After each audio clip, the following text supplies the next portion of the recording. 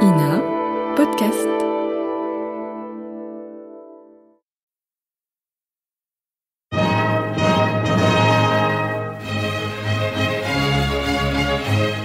Bon baiser de partout.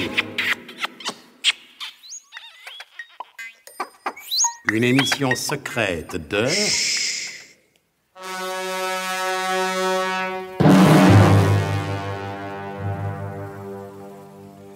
Donc, Zorbek le Gras a choisi parmi l'équipage de la parfaignante à l'ouvrage 2 hommes qui semblent avoir moins bu que les autres. Et sans savoir qu'il s'agit des frères Raphaël et Jules Fauderche, il leur fait revêtir à chacun une combinaison d'homme-grenouille et les envoie enlever la jeune Adèle de Yokohama, la douce amie du professeur Slalom Jérémy Ménerlache. Adèle, qui a l'habitude de se baigner tous les soirs, à minuit, dans le Pacifique. Wilhelm Ferntag, qui croit avoir vu déjà quelque part les 2 hommes, mais il ne sait pas où, revêt un habit de scaphandrier et va les surveiller. Dans le fond de l'eau, la présence de ce scaphandrier monoclé à la démarche prussienne contraint les frères Fauderche à suivre à la lettre les instructions de Zorbek le Gras et il ramène la jeune Adèle à bord du parfaignante à l'ouvrage. Voilà, commandant, mission accomplie. Ah ben ça, pour sûr, mission accomplie, commandant, officiel. Parfait. Alors vous êtes gentil, vous nous laissez maintenant parce que j'ai à parler à notre jeune invité. Mais, commandant, moi j'aime... Non, laissez-nous, je vous prie. Bien. Merci. Voilà. Chère mademoiselle, je dois vous dire d'abord qu'il ne vous sera fait aucun mal. Vous n'êtes à bord de la parfaignante à l'ouvrage que pour nous servir d'otage en quelque sorte, voyez-vous. Mais,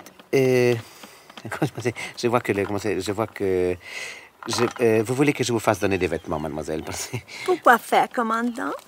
Je n'ai pas froid. Je suis un homme du monde, mademoiselle, mais je ne peux en dire autant du restant de l'équipage, et peut-être que votre présence en cette tenue pourrait perturber la discipline du bord. Ce n'est pas moi qui ai demandé à venir ici? Oui, je sais bien, mademoiselle, mais... Vous devriez comprendre que... qu'il serait plus correct que vous soyez habillé. J'avais demandé à vos 2 hommes de me laisser aller à terre pour prendre un maillot de bain. Ils ont refusé. Tant pis pour vous. Oui, mais c'est-à-dire que je leur avais donné l'ordre formel de ne pas vous laisser aller à terre. Alors, 1000 regrets, commandant. Il faut me prendre comme je suis. Notez bien, mademoiselle, qu'en d'autres circonstances, je ne demanderai pas mieux. Oui, mais la situation est grave et je ne tiens pas à contrarier le professeur en quoi que ce soit. Alors, une dernière fois, avant que l'équipage se déchaîne, je vous demande de vous habiller et au besoin, je vous l'ordonne. Soit. Mais je n'ai pas l'habitude de m'habiller n'importe comment. Écoutez, vous devriez comprendre, mademoiselle, que le stock de vêtements dont nous disposons ici, leur couleur, leur coupe, leur taille, est des plus réduits, n'est-ce pas? Nous n'avons pas beaucoup de choix. Je pense que votre pantalon m'ira très bien. Ah, mon pantalon? Eh bien, oui. Qu'ai-je dit de si extraordinaire? Non, mais je n'en ai qu'un. Eh bien, enlevez-le. Mais qu'est-ce que vous attendez? Votre chemise aussi. Elle n'est pas mal non plus. Non, mais attends, parce que c'est moi qui vais me trouver complètement là. Et alors? Il vous reste votre casquette? Avec ça, l'équipage devrait vous respecter. Dissimulés sur le gaillard d'arrière, les frères Jules et Raphaël Fauderche observent la scène. Ah ben dis donc, Jules, elle a l'air de savoir ce qu'elle veut, la petite. Tu vois, Raphaël, j'ajouterais même qu'elle est drôlement culottée. Pour sûr, Jules, t'as trouvé le mot juste. Note bien qu'avec Zorbek, on perdrait plutôt au sens. C'est pas tout ça, Jules. Le street tip, c'est une chose, le renseignement, c'en est une autre. Tu vois ce que je veux dire? Un peu. Je crois avoir deviné. Faudrait trouver un moyen pour mettre le colonel au courant de ce qui se passe. Note qu'un ondulera, la disparition de la nana a dû faire du bruit. D'accord, Jules, mais c'est pas une raison pour pas donner de nos nouvelles. D'accord, Raphaël, mais comment faire? Il n'y a même pas de radio à bord. À mon avis, Zorbek le Gras peut pas rester dans les parages, c'est trop dangereux avec tous les patrouilleurs de la marine. Il va sûrement mettre les voiles. Il peut pas mettre autre chose vu que la parfaignante à l'ouvrage n'a pas de moteur, alors... Alors nous n'avons qu'à planquer quelque part nos combinaisons d'hommes-grenouilles et dès que nous passons à proximité d'une île ou d'un autre navire, on se tire. T'as raison, Jules. Tiens, là le scaphandrier qui remonte à bord. En effet, Wilhelm Ferntag montait péniblement à l'échelle de coupée.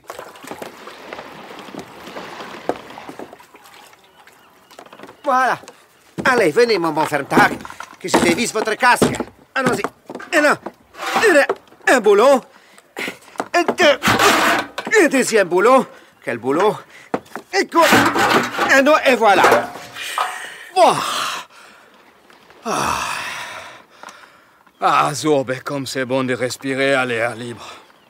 Mais Zorbeck, je vous savais déjà vaniteux et prétentieux, mais j'ignorais que vous fussiez exhibitionniste. Vous êtes tout nu, Zorbeck? Oui, enfin, tout nu. J'ai ma casquette, elle n'est pas sur la tête. J'ai ma pour casquette. une fois que ce n'est pas à moi que vous faites porter le chapeau. Je vous en prie.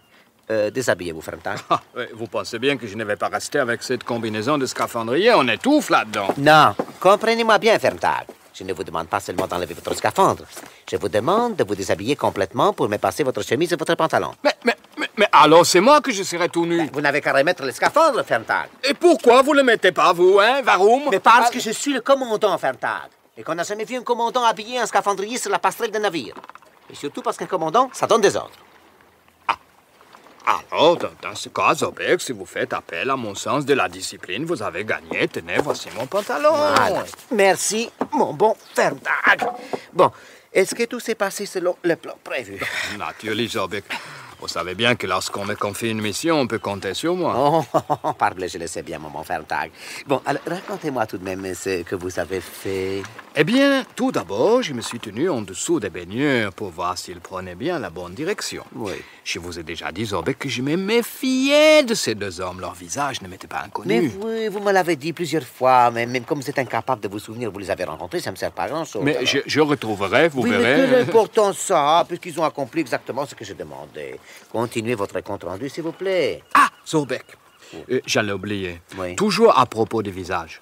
Et en levant la tête, j'ai cru m'apercevoir que le maillot de bain de la jeune femme... Oui, je sais, oui. Et c'est pour ça que je vous demande de me donner votre pantalon. Alors, voilà, c'est... Alors là, vraiment, je vois pas le rapport. Non, mais ce serait trop long à vous expliquer. Oui, bon, alors continuez, Ferntag, continuez. Bon, alors, dès que j'ai vu qu'ils nageaient tous les trois en direction de la parfaignante à l'ouvrage, moi, je me suis dirigé vers la plage. Bien. J'ai regardé si personne ne me voyait. Je suis sorti de l'eau en marchant tout doucement, ce qui n'est pas facile avec des semelles de plomb. J'ai ramassé un galet autour duquel j'ai entouré un morceau de papier et sur ce morceau de papier, selon vos instructions, j'ai écrit « La jeune Adèle de Yokohama est en ma possession. Je vous donnerai la marche à suivre si vous voulez la revoir vivante. » C'est ça. Alors, j'ai pris les galets et je les lancés dans la fenêtre du Mangalov. C'est ça. Et est-ce que vous avez remarqué si quelqu'un a ramassé le message? Oh, non, Zorbeck, j'étais bien trop pressé de regagner le large. Bon, nous n'allons pas nous attarder ici. Dès que l'alerte va être donnée à Ondulera, les bâtiments de la Marine nationale vont nous donner la chasse. Alors, partons pendant qu'il est temps encore. Mais pour aller où, Zorbeck? Mais je sais pas, mais loin, très loin d'ici. Si le vent continue à souffler dans cette direction, nous allons droit sur Tahiti. Vous connaissez la région, mademoiselle Adèle? Je connais beaucoup de choses, monsieur Zorbeck le Gras. Comment savez-vous que je suis Zorbeck le Gras? Voyons, monsieur Zorbeck le Gras. Tout le monde sait bien que vous êtes l'agent secret le plus connu du monde entier. Vous entendez, mon bon Ferntag? Tout le monde est... J'entends, Zorbeck, j'entends avec mes deux oreilles. Encore attention à votre vanité, Zorbeck. Vous allez voir où va vous conduire votre vanité. Pour l'instant, à Tahiti, s'ils font croire, mademoiselle Adèle. Et justement, Zorbeck, faut-il la croire?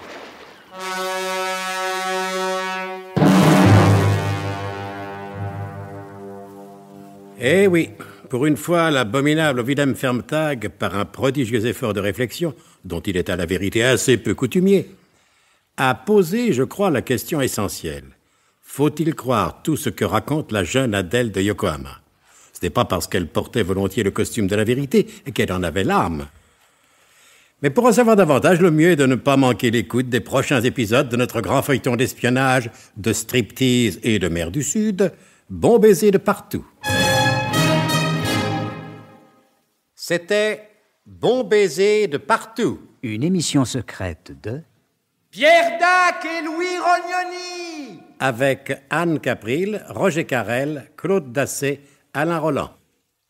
Décryptage et mise en code, Jean-Wilfried Garrett.